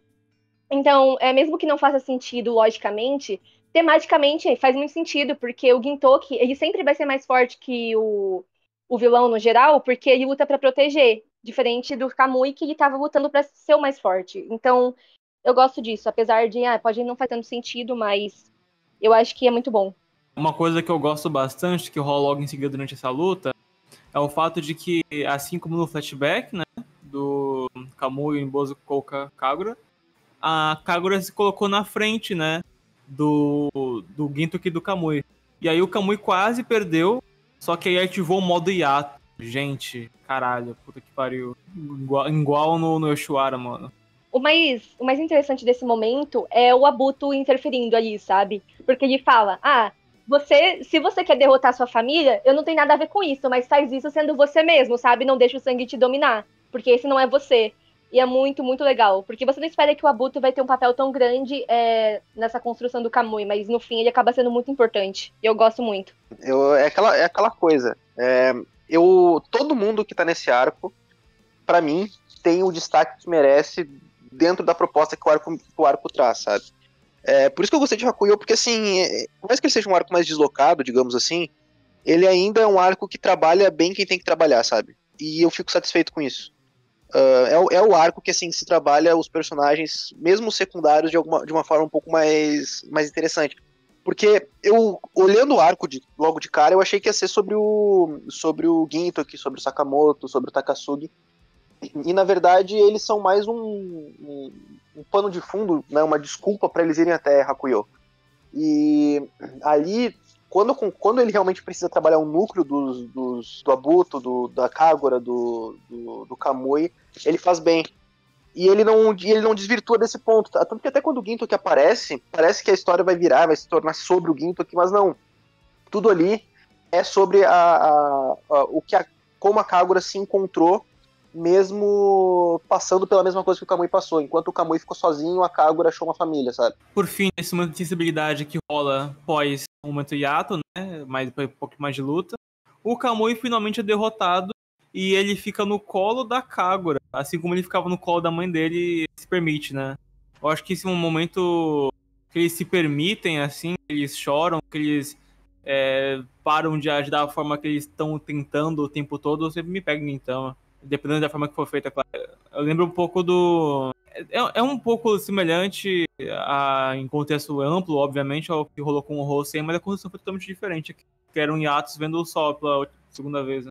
O Abuto vai lá e fala que, assim, nem mil homens conseguem derrubar o homem mais forte do Hadusami, mas tudo que ele precisou para ser derrotado foi uma irmã, sabe? E é muito bonito porque a gente sempre vê como ele é infantil e é justamente isso que o Abuto fala, né? Ele parece uma criança chorando no colo da mãe. E é muito, muito bonito esse momento. Ele vendo a mãe ali na Kagura. e a Kagura relembrando que ele é da família de cada um deles, que ele não precisa mais lutar, enfim, é muito bonito o momento, e eu gosto muito quando um personagem não consegue chorar e o outro vai lá e faz isso por ele. Então a Kagura chora e, tipo, vai lá e cai a lágrima no olho dele, como se os dois estivessem chorando juntos, sabe? É muito, muito bonito. E, assim, é muito bom porque a gente não sabe o que vai acontecer com o Kamui depois disso, né? Porque, teoricamente, o arco dele tá concluído. E aí ele fala que ele vai continuar sendo um pirata, porque mesmo que ele seja um irmão e um filho, ele passou a maior parte da vida sendo pirata, é isso que ele vai continuar sendo. E eu acho isso muito legal, porque não apaga a identidade dele, sabe? Apesar dos personagens eles terem uma revelação, né? Isso acontece muito em Gintama. Eles, tipo, subverter uma coisa que era um problema pra eles, né? Um fardo, eles conseguirem resolver isso, eles continuam sendo quem eles sempre foram. Então o Kamui não vai mudar do nada, só porque ele resolveu o problema com a família dele, né? E ele continua sendo pirata e é isso, eu acho muito, muito bom. E algo curioso de agora é que parece que já fechou os conflitos do arco até então, né? Mas tem mais um pouquinho de coisa, né? E até que bastante coisa em questão de conteúdo, né? Porque enquanto isso tá acontecendo, né? A gente se questiona um pouquinho até onde tá os outros personagens do Joey 4, né? Os 4 Joeys. E aí, o Takasugi estava lutando contra o Oboro, né? E é nos seus momentos finais que é revelado o passado dele, né? Que no fim das contas o Oboro queria ser um deles. Eu passei todos esses últimos capítulos não suportando o Oboro, tipo, ele aparecia da minha tela e eu não aguentava mais. Mas aí nesse arco, bem quando ele morreu, eu fiquei muito mal, eu senti muita empatia por ele, porque eu acho que ele é um dos personagens de Gintama que mais sofreu. Eu acho que, tirando o Utsuro, que a gente vai descobrir daqui a pouco, né, o que aconteceu no passado dele, o Oboro é um dos passados mais trágicos que tem. E eu gosto muito como ele tem essa... A gente entende as ações dele, né? Ele tinha esse meio que um pacto de sangue, né? Com o Tsuru barra Shoyo, porque é por causa dele que ele continua vivo. Então é bem interessante ver que ele tem essa devoção e realmente não é saudável, sabe? A gente consegue perceber isso. E é muito bom porque é comentado antes, eu nem lembrava disso, né? Mas logo quando o Shoyo salva o Oboro, é comentado que ele era um escravo. Então faz muito sentido que ele age dessa forma, sabe? Tipo, o Shoyo salvou ele, então ele tem que fazer de tudo por ele até o fim. E aí é muito bom porque ele achando que ele conseguia seguir em frente, tipo, ele foi responsável por salvar o Shoyo, né? Então ele achava que ele conseguia seguir em frente com a vida dele, deixando o Shoyo viver em paz. Só que quando ele viu que o Shoyo conseguiu seguir em frente e fazer a escola que ele tanto queria, com os discípulos dele, e o Oboro não teve a chance de fazer isso, eu acho que ele viu que ele não aguentava. E eu acho que, tipo, claro que o que ele fez é imperdoável, mas ficou claro que a intenção dele não era trazer o Utsuri de volta, sabe? Ele queria o Shoyo de volta. E ele não matou pensando, tipo, ai, nossa, vou matar esse cara. Não, ele achava que ele ia voltar. Então, mesmo que sejam imperdoáveis, a gente consegue sentir uma empatia. E eu gosto bastante que durante esse embate, tem um dos capítulos chama, acho que é Sangue e Alma, alguma coisa assim. Porque o Oboro tá ali representando o sangue do Shoyo e o Takasugi tá ali representando a alma. Então, acho bem interessante. Eu acho que uma das coisas que mais me surpreendeu disso foi, de fato, o Oboro, porque eu não esperava absolutamente nada do Oboro, eu só achava ele um pé no saco, que nem a Emily falou. Mas aquele momento final dele falando que ele queria ser como eles, cara, é muito bonito. Porque assim, talvez tenha sido um retcon do Sorati, mas foi bem feito, na minha opinião. Porque o Oboro sempre, no fim das contas, foi o primeiro discípulo do Tsuru e ele foi o cara que deu origem a tudo, sabe? Nada disso teria acontecido, o Ginto que não teria sido o Ginto, que o Takasugi, se o Oboro não tivesse existido na história. E isso dá uma importância pro personagem muito única. Aí tu pensa, pô, um personagem com essa importância tem que ter alguma substância. E ele tem. Se o Sorati tivesse trabalhado o Oboro do jeito que trabalhou nesse arco, desde, sei lá, 2, 3 arcos atrás, desde a primeira vez que ele apareceu, eu acho que a gente teria se apegado muito mais ao personagem e teria sido muito mais impactante. Mas eu não vejo isso nem como um defeito, porque eu acho assim, eu só acho que poderia ter tido mais do Oboro. Mas mesmo do que a gente teve, mesmo o pouco que nós tivemos agora, foi o suficiente pra mim apreciar mais o personagem, sabe? Eu não vou dizer que eu gosto, porque eu acho que foi pouco tempo pra mim dizer que eu acho o Oboro um personagem incrível. Mas ele mudou da água pro vinho pra mim, sabe? Ele não era nada e agora ele se tornou um grande personagem em Gintama. E eu repito, a frase dele no final de que o sonho dele era ser como um deles me pega muito, porque a gente fica com um pouco de pena do Oboro por ele nunca ter sido visto, nunca pareceu que ele foi visto dessa forma pelo Utsuro, mesmo o Utsuro falando, não, eu reconheço que nada disso seria possível sem você e tal. E só que a gente sente que o Utsuro tem mais carinho pelo Gintoki, pelo Takasugi, pelos alunos dele, que ele conseguiu depois do Utsuro, depois do Oboro, do que o próprio, né? Então, eu fico um pouco de pena dele, mas eu fico feliz também, se é que posso chamar isso de felicidade, mas eu diria mais um alívio, né? De quando o Takasugi pega o Oboro e fala, não, a gente tem que enterrar ele de forma apropriada, porque ele viveu como um samurai e tal. Então, eu acho isso muito bonito também, ainda mais vindo do Takasugi, que é um cara mais frio, né? Mas que ainda assim tem a honra e o ideal de um samurai. Eu gosto bastante que foi o Takasugi quem foi o confronto final do Oboro, porque eu acho que eles são muito parecidos em certa instância, porque claramente o Takasugi tem uma dependência maior do Shoyo, e por isso ele chegou onde chegou. E o Oboro tem a mesma coisa, eles tinham uma dependência muito forte. Claro que o Oboro levou isso a outro nível, claramente ele é muito pior que o Takasugi nesse sentido, mas eu acho que eles eram os discípulos que mais eram apegados ao Shoyo, porque eles realmente viam ele como uma salvação. Então é muito interessante que a conclusão do Oboro tenha sido com o Takasugi, que o Takasugi tenha sentido esse momento de empatia. Eu gosto bastante. E também que o Oboro, quando ele percebeu que ele ia morrer, ele não tinha mais a dívida de sangue. Então ele decidiu pela primeira vez ajudar eles, contando quais eram os planos do Otsuru. E eu gostei bastante disso. E também um aspecto que eu gosto muito, muito mesmo, as pessoas não costumam falar muito disso, mas é que quando o Gintoki vai matar o Shoyo, executar o Shoyo, a única coisa que ele fala é obrigado. E quando o Shoyo vai se despedir do Oboro, né, quando ele tá sendo levado pra execução, ele fala, me desculpe e obrigado. Então eu acho isso muito impactante, mesmo que seja um detalhe muito pequeno, porque ele agradece ao Gintoki, sentindo paz de que ele estava fazendo a coisa certa, enquanto ele sabia que tinha errado com o Oboro, em certo ponto. Então eu gosto bastante disso, são os pequenos detalhes que fazem toda a diferença. Depois disso tudo, né, todo mundo tá em Hakuyo vai se recuperando, e o Utsuro, então, volta pro espaço. E é um pouco depois disso que a gente tem, finalmente, a backstory do Utsuro. A gente entende, de fato, qual é o passado dele, e como isso se relaciona com o Yoshida Shoyo, que é quem a gente conheceu durante esses anos capítulos, né. E eu vou dizer que eu acho bem interessante, assim, não anula efetivamente as consequências que foram impostas a partir do que houve com o Shoyo, a relação com o Ginto, Takasugi, etc. E, sei lá, eu encaro bem diferente dos dois, assim.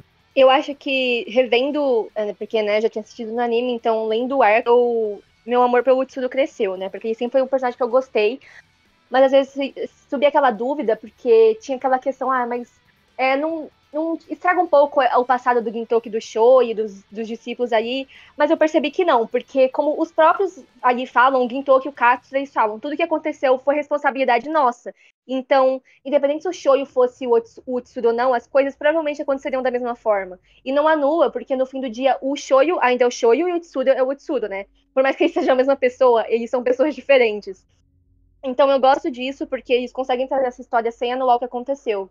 E o Utsuro, ele tem um passado muito interessante pra mim, porque é uma questão meio niilista, né? Que também não é novidade em personagem, mas eu acho que fazer de uma forma interessante faz toda a diferença. E é muito legal porque a única coisa que ele conhecia era a violência. Então ele passou a replicar aquilo, porque as pessoas não viam ele nem como humano, não viam tinham medo dele. O que você faz com medo é incitar o ódio. Então, ele sofria muito, era queimado vivo, ele morria e voltava, e ele não se sentia humano. E a forma que ele encontrou de ser humano foi ser também uma fonte de violência, porque essa é a única coisa que ele tinha aprendido sobre a humanidade. E eu acho isso muito, muito interessante.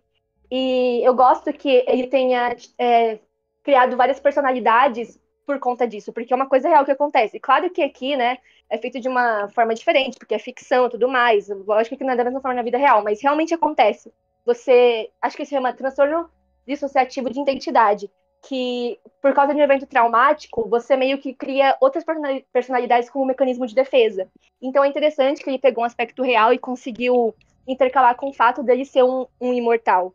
E recentemente eu li um livro, né, O Médico e o Monstro, um clássico aí, inclusive spoilers, mas é que eu me lembrei muito dessa questão do Tsuri e do Shoyo, que nesse livro o monstro e o médico são a mesma pessoa.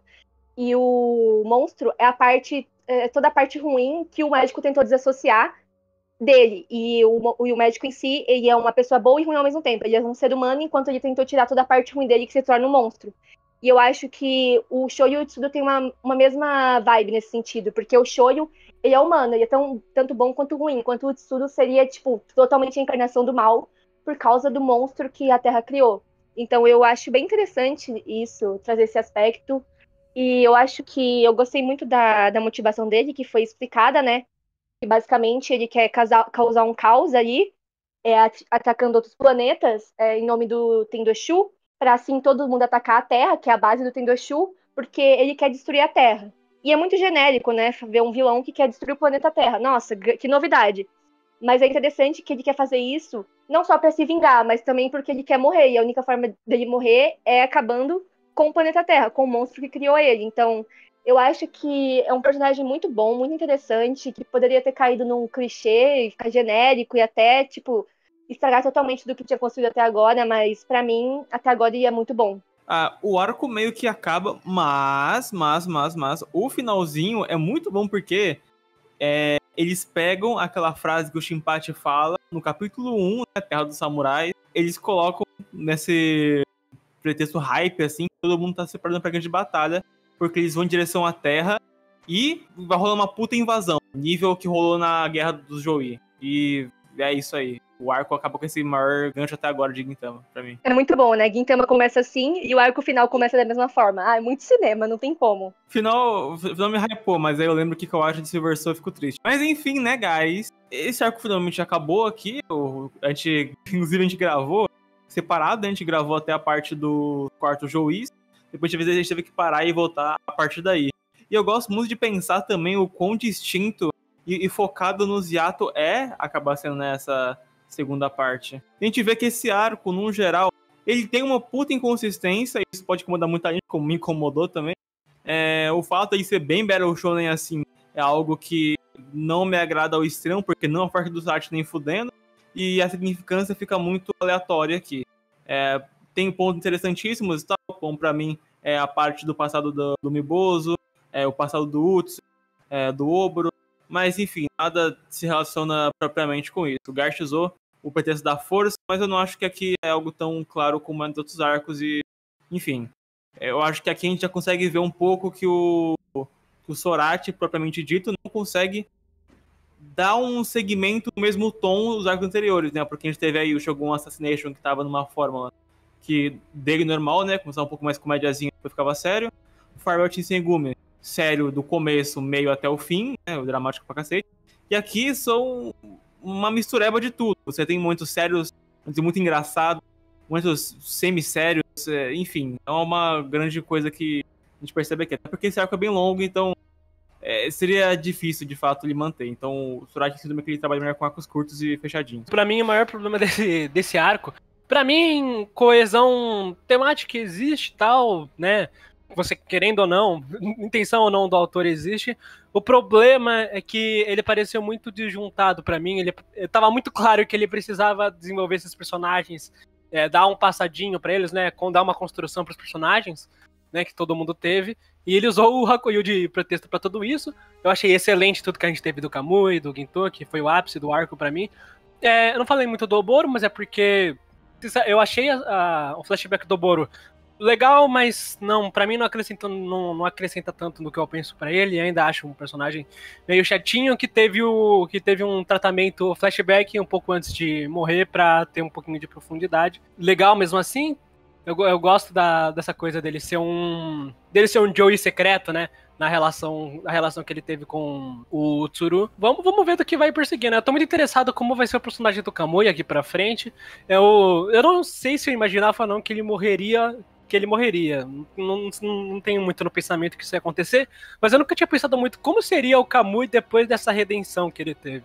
Agora eu quero ver o que vai acontecer, como é que vai ser. E, no geral, esse arco ele foi legal. O Tsuru, as coisas que soubemos a mais sobre ele, ainda positivo. Não vejo nada muito absurdo, nada muito errado, não. E, pra mim, Gintama continua bom, sim. Vamos ver como é que vai ser.